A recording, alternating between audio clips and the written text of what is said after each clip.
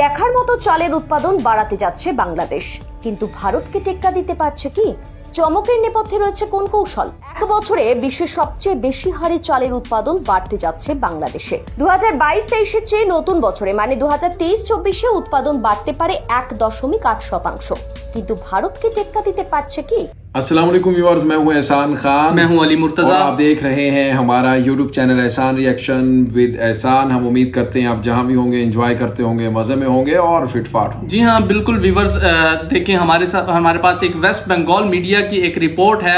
वो किस तरह से वेस्ट बंगाल मीडिया इसके ऊपर रिपोर्ट कर रहा है कि इंडिया को एक और सेक्टर में जो है बांग्लादेश बीट करने जा रहा है। बांग्लादेश ने इंडिया को बहुत सारे सेक्टर में, एक छोटा कंट्री होने के बावजूद बांग्लादेश एक छोटी कंट्री है, जबकि इंडिया एक बहुत बड़ी कंट्री है, बहुत बड़ी पॉपुलेशन वाली कंट्री है, बहुत ज्यादा जो है एरिया कवर करने वाली कंट्री है, उसे जो है बीट कर दिया है अब बांग्लादेश ने बहुत सारे सेक्टर्स में। लेकिन एक ऐसी चीज जिसमें दुनिया में तीसरे नंबर पर नाम है बांग्लादेश का, राइस प्रोड्यूसिंग में तीसरे नंबर पर नाम है बांग्लादेश का, पहले नंबर पर चाइना है, दूसरे नंबर पर इंडिया है और तीसरे नंबर पर बांग्लादेश है। लेकिन बांग्लादेश ने अब जो है राइस प्रोड्यूसिंग में भी इंडिया को बीट करना शुरू कर दिया है। और शेख हसीना ने एक बयान दिया था, अपनी कौम से कहा था कि जो है यूक्रेन और रशिया के युद्ध की वजह से बहुत जल्द जो है वो खाने के क्राइसिस आ सकते हैं पूरी दुनिया में। लेकिन बांग्लादेश को एडवाइस किया था, अपनी कौम से एडवाइस किया था शेख हसीना ने कि जो मेरी कौम है वो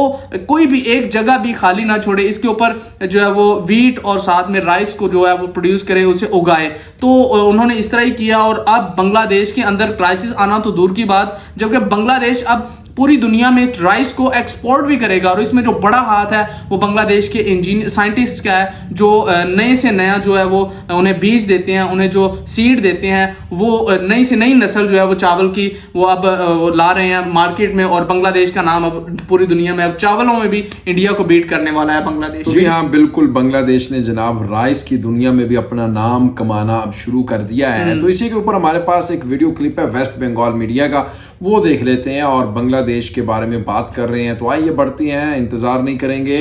अगर अभी तक आपने हमारे यूट्यूब चैनल एहसान रिएक्शन को सब्सक्राइब नहीं किया तो जल्दी से चैनल को सब्सक्राइब भी कर लें और बेल आइकन भी प्रेस कर दें। वीडियो को लाइक भी किया करें और कमेंट सेक्शन में आप अपनी फीडबैक भी दिया करें। ले जी वीडियो देखते हैं, 3, 2, 1 एंड क्यू।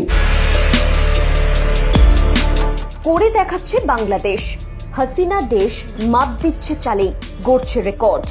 অনেক সমস্যা থাকলেও এই একটা দিকে অন্তত স্বস্তি। দেখার মতো চালের উৎপাদন বাড়াতে যাচ্ছে বাংলাদেশ, কিন্তু ভারতকে টেক্কা দিতে পারছে কি? চমকের নেপথ্যে রয়েছে কোন কৌশল? বাম্পার ফলনের পরেও কেন মোটা চালের দাম কমছে না?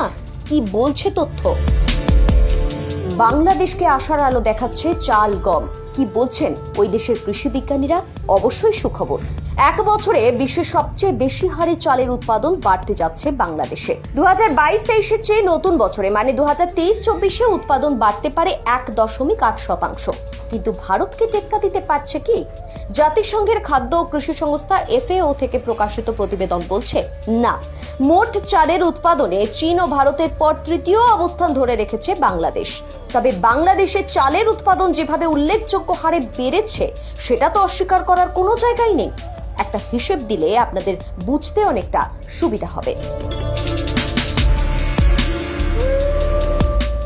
উৎপাদন কম হওয়ায় বাংলাদেশকে 2 বছর আগেও 26,50,000 টন চাল আমদানি করতে হয়েছিল, কিন্তু এবছর উৎপাদন ভালো হওয়ায় বাংলাদেশের আমদানির পরিমাণ কমে 8 লক্ষ টনে নেমে এসেছে। এমনকি বাংলাদেশে গমের উৎপাদনও 1 লক্ষ টন বেড়েছে।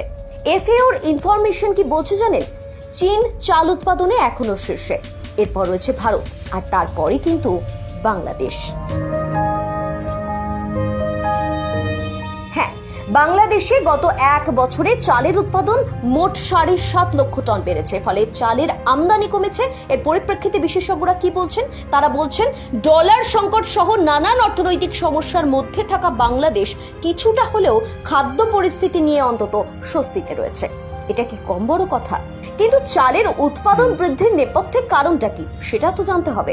দেশের কৃষি বিশেষজ্ঞরা মনে করছেন বাংলাদেশে গত এক যুগে কৃষিতে যন্ত্রের ব্যবহার দ্রুত হারে বাড়ছে। বিশেষ করে করোনা পরিস্থিতিতে এবং রাশিয়া ইউক্রেন যুদ্ধের পর বিশ্বজুড়ে খাদ্যের দাম বেড়ে যাওয়ার ইতিবাচক কিছু এফেক্টও দেশের কৃষি খাতে পড়েছে।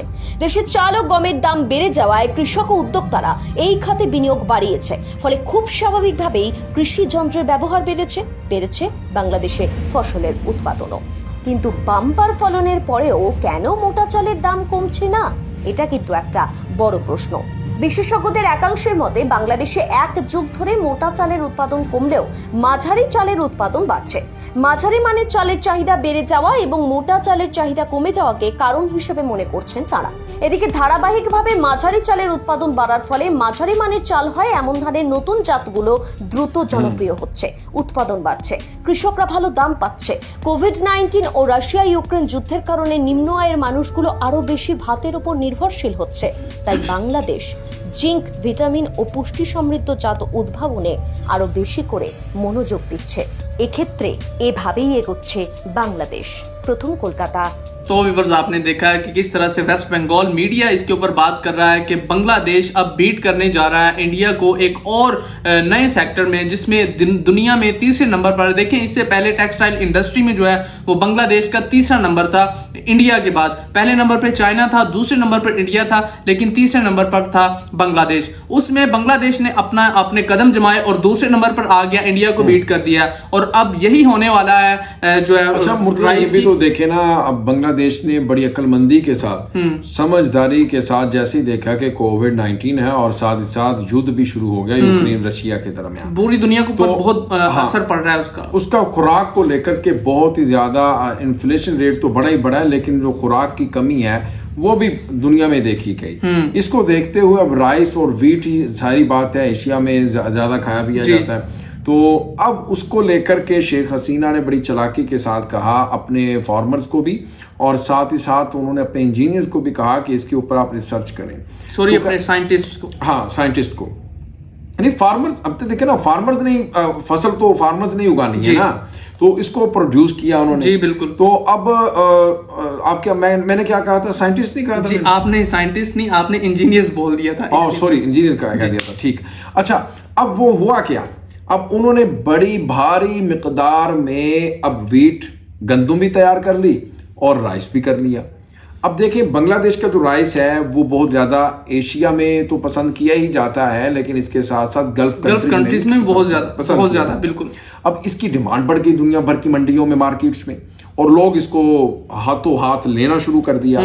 अब देखें बांग्लादेश ने इसमें कितना ज्यादा रेवेन्यू भी जनरेट कर लिया। बिल्कुल। और देखें, हमने एक और इससे पहले रिपोर्ट दी थी कि किस तरह से जो बांग्लादेश का राइस है उसकी जो प्राइस है वो बांग्लादेशी तो आई डोंट नो कि कितनी है, लेकिन उस चावल की, उस राइस की पाकिस्तान में जो प्राइस है तकरीबन 1300 रुपए थी। और पाकिस्तान में इस वक्त जो राइस की प्राइस चल रही है, पाकिस्तानी राइस की, वो तकरीबन 300 से 400 के करीब चल रही है, मैक्सिमम 500 में होती है। लेकिन बांग्लादेश का राइस कितना अच्छा है, कितना क्वालिटी उसकी क्या होगी, जो 1300 रुपए में पाकिस्तान में जो है वो सेल किया जा रहा है। तो ये क्वालिटी, इससे भी पता लगाई जा सकती है कि किस तरह से डिमांड है पूरी दुनिया में, चाहे गल्फ कंट्रीज हो, चाहे कोई साउथ एशिया की कोई भी कंट्री हो, हर जगह पे डिमांड है। हाँ, व्यूअर्स इजाजत लेते हैं जी। ठीक है व्यूअर्स, इंशाल्लाह नेक्स्ट वीडियो में आपके साथ एक बार फिर मुलाकात होगी, तब तक के लिए अल्लाह हाफिज।